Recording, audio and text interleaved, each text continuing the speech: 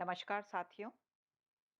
आज मैं बात करूंगी आपसे ऑर्गेनाइजेशनल साइकोलॉजी मल्टीडिसिप्लिनरी अप्रोच। मैं doctor Arpita Chaudhary, associate professor, GD government girls college, Alwar. मैंने अपने पिछले वीडियो में भी आपसे बात करी थी कि ऑर्गेनाइजेशनल साइकोलॉजी क्या होती है और उसके नेचर के बारे में अपन ने बात की थी। और आज कि किस तरह से डिफरेंट सब्जेक्ट्स और डिफरेंट जो डिसिप्लिन्स हैं they have contributed to study of organisational behaviour. तो किस तरह से ऑर्गेनाइजेशनल साइकोलॉजी एक मल्टीडिसिप्लिनरी अप्रोच लेकर चलता है।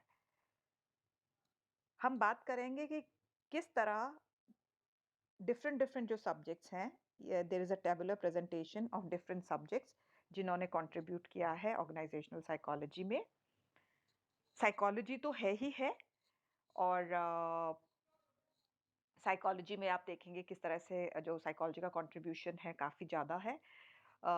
पर्सनालिटी के रूप में perception, learning, motivation, communication, leadership and group processes, ये सब जो साइकोलॉजी ऑर्गेनाइजेशनल बिहेवियर को कंट्रीब्यूट करती है। इसके साथ-साथ सोशियोलॉजी का एक बहुत अहम योगदान है ऑर्गेनाइजेशनल साइकोलॉजी में। मेनली जो सोशियोलॉजी है वो ग्रुप के रूप में, संगठन के रूप में किस तरह से जो क्लास रिलेशंस होते हैं, पावर की बात, ब्यूरोक्रेसी, कॉन्फ्लिक्ट और किस तरह से जो कंट्रोल प्रोसेसेस वगैरह होते हैं, ये सोशियोलॉजी का योगदान है। इसके साथ-साथ एंथ्रोपोलॉजी भी काफ़ी कंट्रीब्यूट करती है संगठनात्मक मनोविज्ञान में। और इसी तरह आप देखते हैं पॉलिटिकल साइंस मेनली संघर्ष, कॉन्फ्लिक्ट्स कैसे और लीडरशिप एंड पावर। तो ये किस तरह से डिसीजन मेकिंग होती है और ये भी संगठनात्मक रूप में के लेवल पे विश्लेषण जो होता है वो पॉलिटिकल साइंस का योगदान है। एंड इकोनॉमिक्स का भी काफ़ी अहम योगदान संगठनात्मक मनोविज्ञान में होता है। मेनली डिसीजन मेकिंग के रूप में किस तरह से जो संगठन में किस तरह से व्यक्ति, किस तरह से जो ग्रुप्स हैं, वो डिसीजन पे पहुंचते हैं। तो ये सब डिफरेंट डिसिप्लिन्स कंट्रीब्यूट करते हैं संगठनात्मक मनोविज्ञान में। और आगे आप देखेंगे, हम इनको अब डिटेल में करेंगे कि किस तरह से डिफरेंट सब्जेक्ट्स का क्या-क्या कंट्रीब्यूशन है।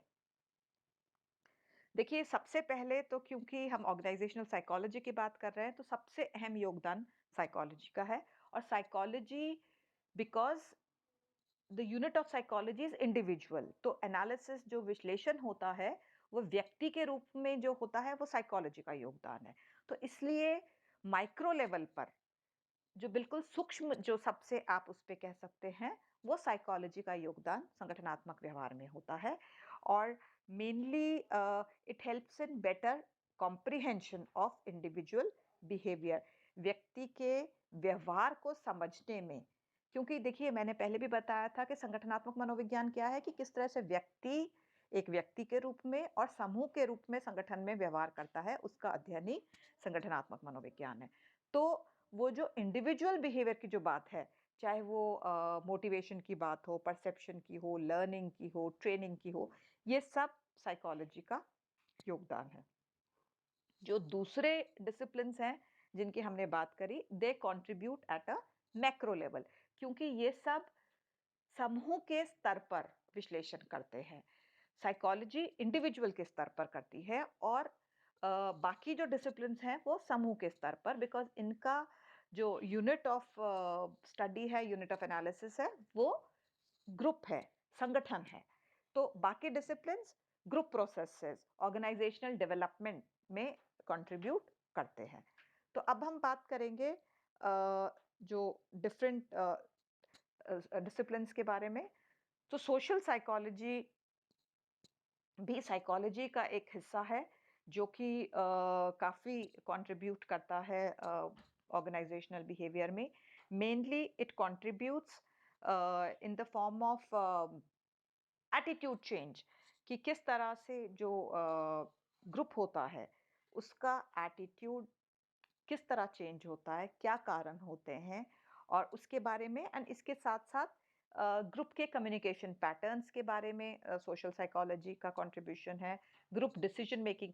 तो जब इंडिविजुअल की बात करेंगे तो साइकोलॉजी कंट्रीब्यूट करती है, बट जब हम ग्रुप बिहेवियर की बात कर रहे हैं, ग्रुप एटीट्यूड की बात कर रहे हैं, ग्रुप एटीट्यूड चेंज की बात कर रहे हैं, कम्युनिकेशन पैटर्न्स की बात कर रहे हैं, decision making, and mainly it focuses on the influence of people on one another, किस तरह से व्यक्ति एक दूसरे के व्यवहार को प्रभावित करता है, ये सोशल साइकोलॉजी का योगदान ऑर्गेनाइजेशनल बिहेवियर को है।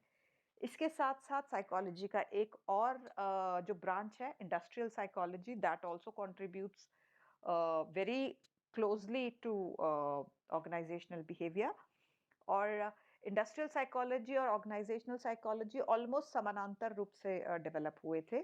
और जो इंडस्ट्रियल साइकोलॉजी है, it contributes in better understanding of individual differences, व्यक्तिगत भिन्नताएं किस प्रकार होती हैं। और मेन जो कंट्रीब्यूशन इंडस्ट्रियल साइकोलॉजी का है वो होता है प्रोसेस ऑफ सिलेक्शन, चयन की प्रक्रिया, प्लेसमेंट की प्रक्रिया, and another very important aspect is accident and safety, कि जो संगठन होते हैं उनमें किस प्रकार क्या फैक्टर्स होते हैं जो एक्सीडेंट के लिए जिम्मेदार होते हैं, और किस तरह से सेफ्टी पैरामीटर्स हम रख सकते हैं। तो ये भी इंडस्ट्रियल साइकोलॉजी का योगदान है। इसके साथ साथ एक और जो अहम योगदान है इंडस्ट्रियल साइकोलॉजी का, वो है physical environment. Physical environment means light, शोर, इल्यूमिनेशन, रोशनी कितनी है, ये सारी चीज़ें, वेंटिलेशन है कि नहीं है, और वो किस तरह से प्रोडक्टिविटी को प्रभावित करता है, ये भी इंडस्ट्रियल साइकोलॉजी का योगदान है। इसके साथ-साथ मनोबल, कैसे जो वर्कर्स होते हैं उनका मनोबल किन कारणों से घटता है, या उसको कैसे बढ़ाया जा सकता है, मनोबल को कैसे समृद्ध किया जा सकता है, ये भी इंडस्ट्रियल साइकोलॉजी का अहम योगदान organizational behavior को है। Moving forward, we'll talk about other disciplines, जिसमें सबसे अहम जो योगदान है वो है सोशियोलॉजी का। समाजशास्त्र जो है वो it provides analysis of group behaviour. कहीं ना कहीं जो हमने सोशल साइकोलॉजी की बात की थी, और वही ग्रुप बिहेवियर, जो समूह जो व्यवहार होता है, और जो गत्यात्मकताएं होती हैं, जो ग्रुप डायनामिक्स होते हैं, उसको जो एक इंसाइट सोशियोलॉजी देता है। और किस तरह से टीम वर्क कैसे किया जा सकता है, and most important is norms, कैसे जो सोसाइटी होती है उसमें जो हम रोल प्ले करते हैं, किस तरह से जो इंटरग्रुप बिहेवियर, दो ग्रुप्स के जो समूह होते हैं उनके व्यवहार किस तरह से एक दूसरे को प्रभावित करते हैं। और सबसे importantly it talks about organisational change and culture. तो वो जो योगदान है वो सोशियोलॉजी का होता है। इसके साथ-साथ अर्थशास्त्र यानी कि economics also provides insight into aspects of decisions and choice। Mainly जो हम जब बात करते हैं कंज्यूमर बिहेवियर की बात करते हैं, हम बात करते हैं ऑर्गेनाइजेशनल साइकोलॉजी में हम बात करते हैं कि जो कंज्यूमर होता है वो क्या खरीदेगा, चॉइसेस कैसे, डिसीजंस कैसे बनाएगा, या कोई भी देखिए, जो ऑर्गेनाइजेशनल साइकोलॉजी में when we talk of productivity, when we talk of job satisfaction, ठीक है, तो वो कहीं ना कहीं उसमें मॉनेटरी जो पॉलिसीज होती हैं, जो उनका एक इम्पॉर्टेंट योगदान होता है। और मेनली जो हम डिसीजंस करते हैं, मेनली जो इकोनॉमिक डिसीजंस होते हैं, वो इकोनॉमिक्स या अर्थशास्त्र प्रभावित करता है। Another discipline which has contributed to organizational behavior is anthropology. Anthropology क्या होता है? Anthropology is study of mankind. Mankind means human beings, human race, मानवीय जो प्रजाति है उसका ओरिजिन किस तरह से मानव प्रजाति आई, उत्पत्ति हुई और कैसे उसका विकास हुआ, ठीक है? और उसके साथ-साथ जो हमारे कस्टम्स होते हैं, जो बिलीफ्स, मेनली कल्चरल एंथ्रोपोलॉजी बहुत ज़्यादा कंट्रीब्यूट करती है और आजकल देखिए जो ऑर्गेनाइजेशनल बिहेवियर में इसका कल्चरल एंथ्रोपोलॉजी का बहुत अहम रोल है क्योंकि जो मल्टीनेशनल्स हैं, वहाँ पर क्या होते हैं अलग-अलग कल्चर्स के लोग काम करते हैं। बहुत ज़्यादातर कंपनियाँ मल्टीनेशनल हैं और वो उसमें एक देश के नहीं अनेक देशों के लोग काम कर रहे हैं। तो वहाँ पे उनके जो कल्चरल फैक्टर्स हैं, अलग-अलग जो एनवायरनमेंट से आते हैं, वहाँ पे एक जगह जब काम करते हैं, तो उसका क्या प्रभाव एक-दूसरे पे पड़ता है, उनके एटीट्यूड्स पे पड़ता है, वैल्यूज़ पे पड़ता है, ये सब कल्चरल एंथ्रोपोलॉजी का योगदान होता है।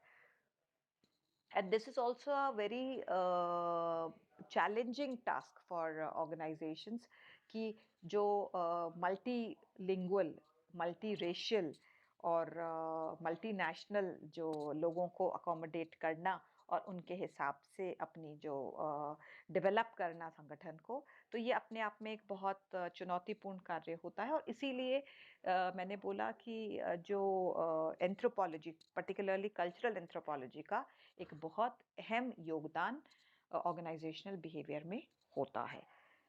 Another discipline which contributes to organisational behaviour is political science, राजनीतिक विज्ञान। ये देखिए राजनीतिक विज्ञान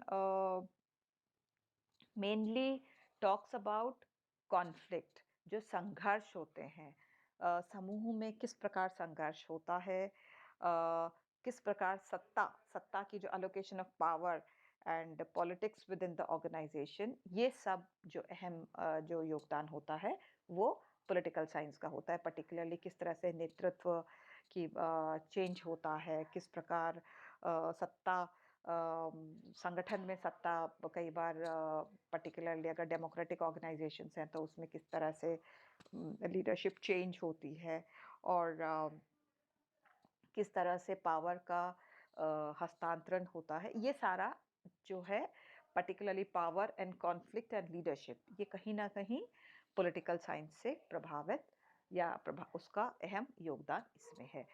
तो ये तो था कि किस तरह से ऑर्गेनाइजेशनल बिहेवियर एक मल्टीडिसिप्लिनरी अप्रोच लेकर आगे चलता है। Thank you so much for watching and please watch further for my next videos और मेरे नेक्स्ट वीडियो में मैं बात करूंगी about the challenges faced by organisational behaviour, तो उसको ज़रूर देखें and continue to watch my videos for psychology. Thank you so much.